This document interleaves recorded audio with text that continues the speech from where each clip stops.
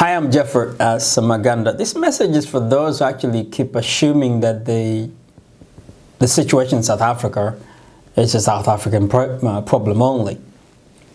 And those who think that it's only going to happen in South Africa, they live in cuckoo land. You know, people in South Africa, these young men and women go on to kill other African brothers and sisters. They think, in their own way of understanding, they actually believe that genuinely, if that guy didn't have the job, it would be their job. Nobody has educated them otherwise. I haven't educated them. You haven't educated them. There could be your brothers and sisters. This can easily happen in Uganda. And it could be my brother or my sister going around beating and killing others because they believe there's no hope. Because I haven't told them exactly what my story is. I haven't stood up to show them what I'm capable of, so they can question their beliefs. That maybe what I'm thinking is not true, because if my brother, who I know, managed to do that, maybe, or that boy come from the same village I come from, maybe, because we all have that particular choice to decide to learn something. When you learn something, become better at something, you can teach other people. When we do, we empower that person. That person starts to ask themselves different questions.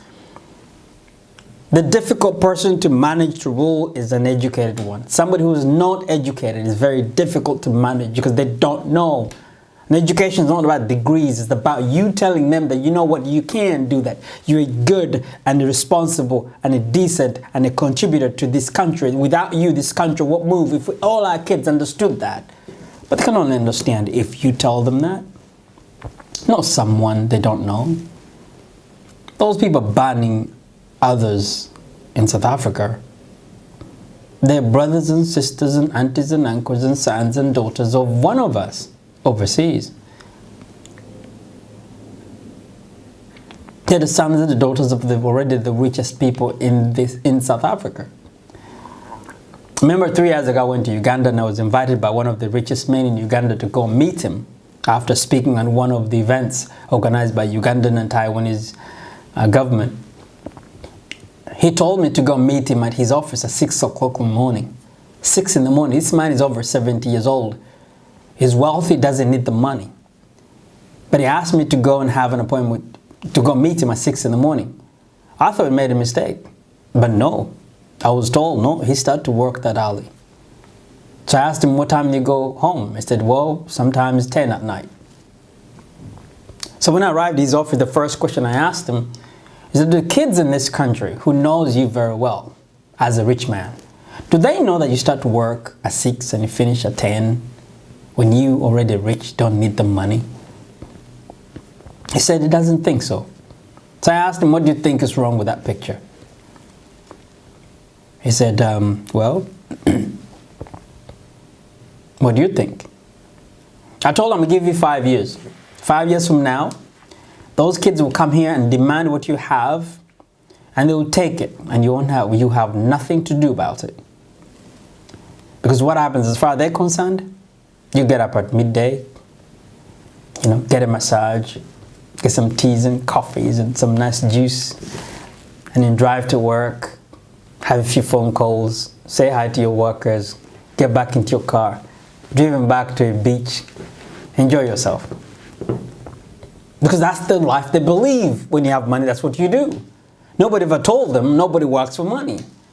Nobody ever told them that you do what you do because that's what life's supposed to be. Life is like a bicycle.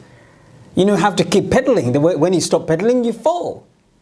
You know, you have to keep going. That's what life is there for. This is a journey of life. The more contribution you make to other people's life, the more fun, the more happier you're going to become. They don't know that. They don't know your story. They don't know where you started. As far as they're concerned, maybe you got lucky.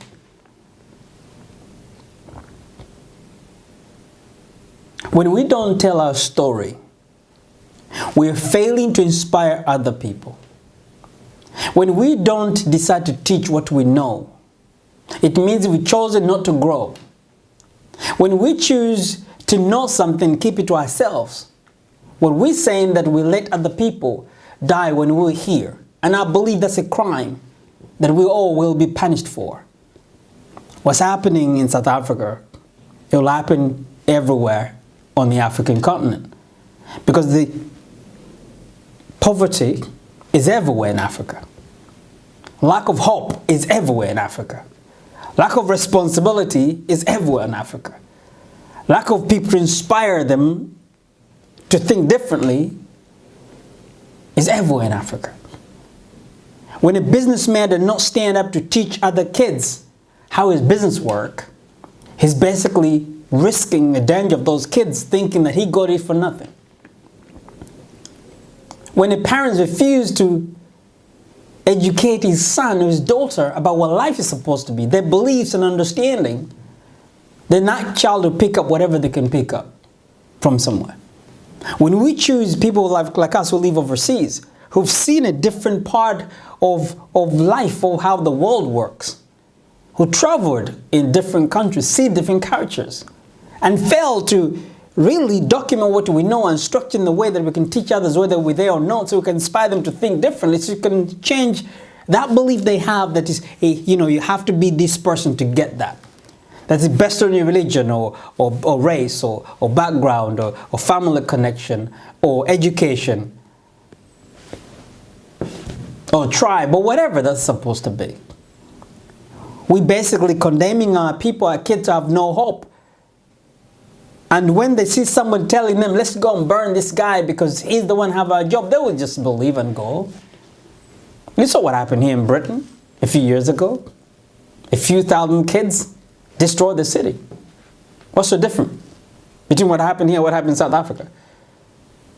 They used it, that police basically, killed a young man, shot the young man, but that wasn't it. They were just frustrated. These kids have no hope. They got something to be excited about. We went around burning people's shops. These are local kids. In a $3 trillion economy, with money available to support every single kid to get a job, what about African countries? But a country like Uganda, $30 billion economy, 40 million people. It's nothing. If the $3 trillion economy can't control a few thousands of kids, what about a country like Uganda when we have 20 million of these kids? And these are going to be the taxpayers of tomorrow. And you and me, we failed to inspire them to think differently, to see the world of what it is today. To stop thinking the old-fashioned way that it has to be a job, it has to be connection, it has to be a background, it has to be your religion, it has to be this kind of nonsense that you and me knows is not true.